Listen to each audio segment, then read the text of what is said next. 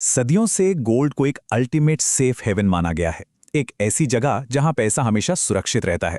लेकिन आज की ग्लोबल इकोनॉमी में इस पीली धातु ने एक अजीब और अनप्रेसिडेंटेड बिहेवियर दिखाना शुरू कर दिया है।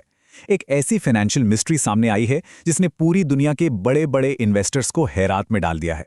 तो आइए आज के इस इन डेप्थ एक्सप्लेनर में डेटा, रिसर्च और टॉप एक्सपर्ट्स के हवाले से इस गोल्डन अनोमली की गहराई में चलते हैं और समझते हैं कि आखिर गोल्ड के साथ हो क्या रहा है। अब सबसे बड़ा सवाल जो इस वक्त पूरे मार्केट में गूंज रहा है वो ये है कि क्या गोल्ड अब सच में एक सेफ इन्वेस्टमेंट नहीं रहा? क्या इस अल्टीमेट फाइनेंशियल सेफ हेवन ने अपनी आइडेंटिटी पूरी तरह से बदल ली है? ये सवाल इसलिए इतना क्रूशियल है क्योंकि 2024 और 2025 के मार्केट ट्रेंड्स ने उन सारी पुरानी मान्यताओं को हिलाकर रख दिया है जो सदियों से गोल्ड के बारे में मानी जाती थीं। इस बदलाव का स्केल आखिर कितना बड़ा है? जरा दिसंबर 2025 के स्टैगरिंग प्राइस पॉइंट पर गौर कीजिए। 1,30,000 रुपए पर 10 ग्राम्स। एमजीएम पब्लिकेशंस की एक रीसेंट स्टडी कहती है कि ये पिछले साल के मुकाबले लगभग 66% की मैसिव वृद्धि थी। एक आम मिडिल क्लास इन्वेस्टर के लिए सच में एक बहुत बड़ा शॉक है। अचानक से गोल्ड इतना आउट ऑफ रीच क्यों हो गया? इसके पीछे एक बहुत बड़ा स्ट्रक्चरल शिफ्ट काम कर रहा है।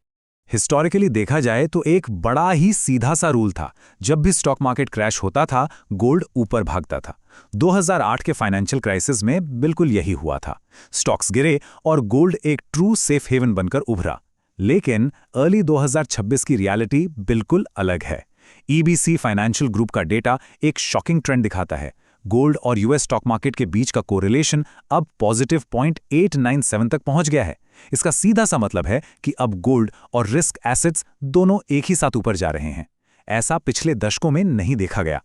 तो यहां सबसे क्रूशियल पॉइंट ये निकल कर आता है कि गोल्ड अब इफेक्टिवली एक नए दौर में एंटर कर चुका है, जिसे एक्सपर्ट्स की भाषा में मैक्रो बीटा रेजीम कहा जाता है। इसका आसान शब्दों में मतलब यह है कि गोल्ड अब सिर्फ डर या क्राइसिस के वक्त का प्योर डिफेंसिव हेज नहीं रहा। अब ये इन्फ्लेशन, इंटरेस्ट रेट्स और करेंसी डिप्रिसिएशन पर बिल्कुल वैसे ही ट्रेड कर रहा है जैसे कोई हाई ग्रोथ टेक स्टॉक। ये अब एक लिक्विड, क्राउडेड पोजीशन बन चुका है जहां ब्रॉड पोर्टफोलियो फ्लोज इसकी कीमत तय कर रहे हैं।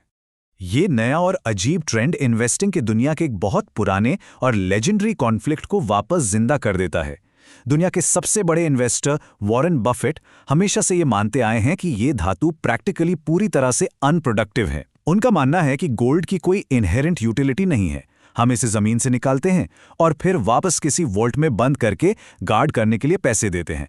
ये कोई कैश फ्लो जनरेट नहीं करता। ट्रेडिशनली यही माना जाता था कि इक्विटीज वेल्थ बनाती हैं और गोल्ड सिर्फ वेल्थ बचाता है। लेकिन कहानी में सबसे बड़ा ट्विस्ट यहीं पर आता है। दुनिया भर के सेंट्रल बैंक्स और मैसिव इंस्टीट्यूशनल इन्वेस्टर्स ने बफेट की इस एडवाइस को पूरी तरह से इग्नोर कर दिया है। ईबीसी की रिपोर्ट बताती है कि सिर्फ 2025 में यूएस लिस्टेड ईटीएफ्स ने एक record breaking 437 tons gold add किया। ओवरऑल इन्वेस्टमेंट डिमांड में 84% का एक माइंड ब्लोइंग उछाल देखा गया। राइजिंग इन्फ्लेशन और बढ़ती जियोपॉलिटिकल टेंशन्स के इस माहौल में देश यूएस डॉलर पर अपनी निर्भरता कम कर रहे हैं और अपने रिजर्व्स को डाइवर्सिफाई करने के लिए अग्रेसिव तरीके से गोल्ड खरीद रहे हैं। मार्केट का ये फंडामेंटल स्ट्रक्चर एक्चुअली कितना बदल चुका है, इसका सबसे बड़ा सबूत ये 2025 का डेटा है। ध्यान से देखिए, पहली बार इन्वेस्टमेंट डिमांड ने ट्रेडिशनल ज्वेलरी डिमांड को बुरी तरह पीछे छोड़ दिया है। लोग अब गोल्ड को पहनने के लिए नहीं खरीद रहे हैं, बल्कि एक सॉलिड फाइनेंशियल एसेट के रूप में होल्ड करने के लिए ले रहे हैं। इन आसमान छूती कीमतों की वजह से ज्वेलरी की डिमांड एक्चुअली गिर गई है, जबकि इन्वेस्टमेंट की डिमांड किसी वाइल्ड फायर की तरह आसमान छू रही है। अब जरा रिटर्न्स की बात कर लेते हैं। एंजल वन के हिस्टोरिकल डेटा से निफ्टी 50 और गोल्ड को कंपेयर करें तो एक बहुत ही इंटरेस्टिंग पिक्चर सामने आती है। यहाँ विनर लगातार बदलता रहता है। पिछले एक साल में निफ्टी ने 24% रिटर्न दिया, जबकि गोल्ड ने 17%। लेकिन अगर 5 साल के होराइजन पर देखें तो गोल्ड ने 18% के साथ इक्विटीज को बीट कर दिया और फिर 10 साल के लॉन्ग टर्म में निफ्टी वापस 14% के साथ आगे निकल गया। ये क्लियरली साबित करता है कि लॉन्ग टर्म और शॉर्ट टर्म में कोई भी एक एसेट यूनिवर्सली सुपीरियर नहीं है। इन सारे मैसिव नंबर्स और आसमान छूती कीमतों के बीच एक आम मिडिल क्लास इन्वेस्टर एक बहुत ही सीरियस डिलेमा में फंस चुका है। एक तरफ तो हार्ड अर्न मनी को इन्फ्लेशन से प्रोटेक्ट करना है, पर दूसरी तरफ फिजिकल गोल्ड अब इतना आउट ऑफ रीच और महंगा हो गया है कि उसकी अफोर्डेबिलिटी ऑलमोस्ट खत्म होती जा रही है। ऊपर से फिजिकल ज्वेलरी पर लगने वाले हाई मेकिंग चार्जेस और टैक्सेस, ये सब मिलकर लॉन्ग टर्म रिटर्न्स को और भी ज्यादा इरोड कर देते हैं। तो आखिर इसका सल्यूशन क्या है? इसका जवाब छुपा है गोल्ड की ओनरशिप को पूरी तरह से मॉडर्नाइज करने में। वक्त के साथ निवेश का तरीका काफी इवॉल्व हो चुका है। पहला स्टेप था फिजिकल गोल्ड, जिसमें हाई मेकिंग चार्जेस और स्टोरेज का डर हमेशा रहता था। फिर मार्केट में आए सॉवरेन गोल्ड बॉन्ड्स, जो पूरी तरह गवर्नमेंट बैक्ड हैं। और अब हम देख रहे हैं डिजिटल गोल्ड और ईटीएफ्स का दौर, जो हाईली लिक्विड और कंप्लीटली पेपरलेस हैं। जिराफ की रिपोर्ट कहती है कि स्मार्ट कैपिटल अब तेजी से ही इन्हीं डिजिटल और सॉवरेन इंस्ट्रूमेंट्स की तरफ शिफ्ट हो रहा है।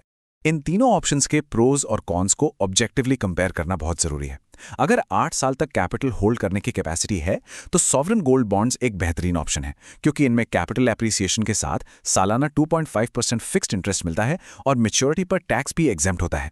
वहीं दूसरी तरफ गोल्ड ईटीएफ्स उन लोगों के लिए बेस्ट हैं जिन्हें इमीडिएट लिक्विडिटी चाहिए। उन्हें स्टॉक एक्सचेंज पर आसानी से कभी भी बेचा जा सकता है। बेसिकली फिजिकल गोल्ड अब इन्वेस्टमेंट के नजरिए से सबसे महंगा और रिस्की ऑप्शन बन चुका है। और ध्यान रखने वाली बात यह है कि ये सब सिर्फ मार्केट के अनुमान नहीं है। एमजीएम पब्लिकेशंस की रीसेंट एकेडमिक एनालिसिस इस बड़े ट्रांजिशन को सॉलिडली कंफर्म करती है। डॉक्टर सत्य कुमार राठी की रिसर्च क्लियरली दिखाती है कि गोल्ड अब एक स्टेबल और प्रिडिक्टेबल ग्रोथ फेज से बाहर निकल चुका है और एक हाई वॉलेटिलिटी मैक्रो ट्रेंड में आ गया है। ग्लोबल इकोनॉमी में करेंसी डिप्रिसिएशन और लगातार बनी हुई अनसर्टेनिटी इस वॉलेटिलिटी को फ्यूल कर रही हैं। इसका सीधा सा मतलब है कि जो रिटर्न्स आज इतने अट्रैक्टिव लग रहे हैं, उनके साथ अब उतना ही बड़ा रिस्क भी आ चुका है। आइए अब आगे के फ्यूचर प्रेडिक्शंस पर नजर डालते हैं। ग्लोबल फाइनेंशियल इंस्टीट्यूशंस के 2026 के प्राइस टारगेट्स लिटरली हैरान कर देने वाले हैं। जेपी मॉर्गन ने सेट किया है $6,300 पर आउंस का टारगेट, डॉइच बैंक $6,000 और यूबीएस $5,900 प्रिडिक्ट कर रहा है। ये स्टैगरिंग टारगेट्स इस उम्मीद पर आधारित हैं कि आने वाले समय में इंटरेस्ट रेट्स लो रहेंगे और सेंट्रल बैंक्स बिना रुके अपना गोल्ड एक्यूमुलेशन ऐसे ही रिलेंटलेसली जारी रखेंगे। तो इन सभी रिस्क्स, वॉलेटिलिटी और रिवॉर्ड्स को बैलेंस कैसे किया जाए? फाइनेंशियल एक्सपर्ट्स एक golden rule of allocation suggest करते हैं। उनके अनुसार किसी भी डाइवर्सिफाइड पोर्टफोलियो में गोल्ड का आइडियल हिस्सा 10 से 15% ही होना चाहिए। ये एक परफेक्ट शॉक अब्जॉर्बर की तरह काम करता है, खासकर तब जब मार्केट में भारी ड्रॉडाउन्स आते हैं। लेकिन ओवर एलोकेशन से हर हाल में बचना चाहिए, नहीं तो लॉन्ग टर्म इक्विटी कंपाउंडिंग को भारी नुकसान हो सकता है। और सबसे बेस्ट स्ट्रैटेजी क्या है? मार्केट को टाइम करने की कोशिश करने के बजाय गोल्ड म्यूचुअल फंड्स या ईटीएफ्स में एसआईपीज का इस्तेमाल करना चाहिए, ताकि कॉस्ट ऑटोमैटिकली एवरेज आउट होती रहे। तो जैसा कि इस एक्सप्लेनर में क्लियर हुआ, गोल्ड अब अपने ट्रेडिशनल सेफ हेवन रोल से इवॉल्व होकर एक बहुत ही डायनामिक और हाईली फाइनेंशियलाइज्ड एसेट बन चुका है। इस ट्रांसफॉर्मेशन को समझना आज की फास्ट चेंजिंग ग्लोबल इकोनॉमी में एब्सोल्युटली क्रूशियल है। लेकिन इन सभी मैसिव शिफ्ट्स और एक्सपर्ट्स के आंकड़ों को देखने के बाद एक आखिरी और बहुत ही अर्जेंट मिस्ट्री बचती है। इन आने वाले आर्थिक तूफानों को देखते हुए क्या आज का मॉडर्न इन्वेस्टमेंट पोर्टफोलियो आगे आने वाले ग्लोबल इकोनॉमिक शॉक्स के लिए वाकई प्रॉपर्ली तैयार और शील्डेड है? इस डीप और थॉट प्रोवोकिंग सवाल पर जरूर विचार किया जाना चाहिए। आज के इस इन डेप्थ एक्सप्लेनर में बस इतना ही।